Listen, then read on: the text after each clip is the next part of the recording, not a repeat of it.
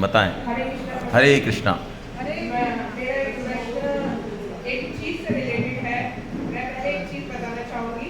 तो 2 दिन से मैं देख रही हूँ और ऋषिकेश में भी मैंने देखा कि हमारे बंसल प्रभु जी और संतोष प्रभु जी में थोड़ा सा डिफरेंस ये है कि संतोष प्रभु जी स्ट्रिक्ट टीचर हैं जो कि सबको डांट देते हैं और हमारे बंसल प्रभु जी सॉफ्ट टीचर हैं।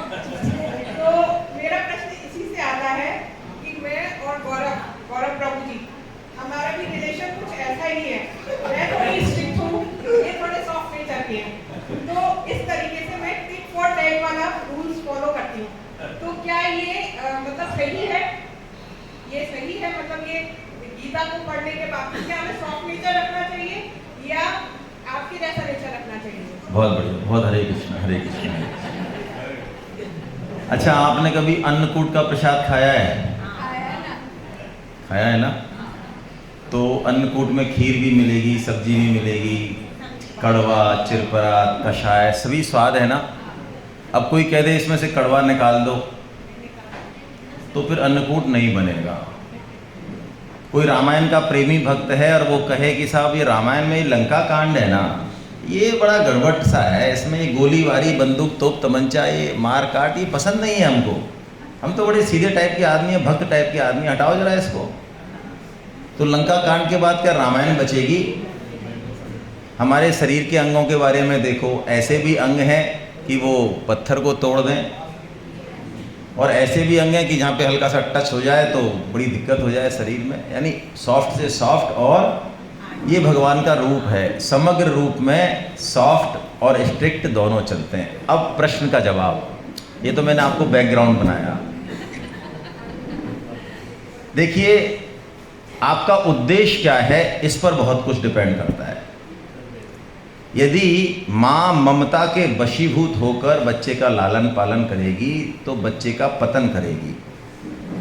प्राय ये देखा जाता है कि माँ के पास बच्चे का लालन पालन उतना ठीक से नहीं होता जितना कि गुरुकुल में होता है।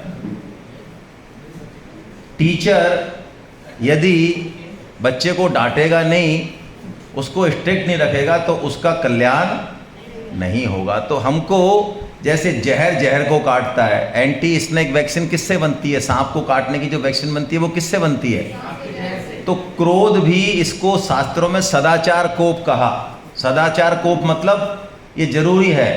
किसके लिए जरूरी है? लेकिन उसके कल्याण के लिए। यदि आपने उससे द्वेषवश कर लिया, उससे गांठ बांध ली और उसको फिर क्रोध किया तो वो क्रोध बिल्कुल टॉलरेबल नहीं है। वो आपका भी पतन कर देगा, सामने वाले का भी कर देगा।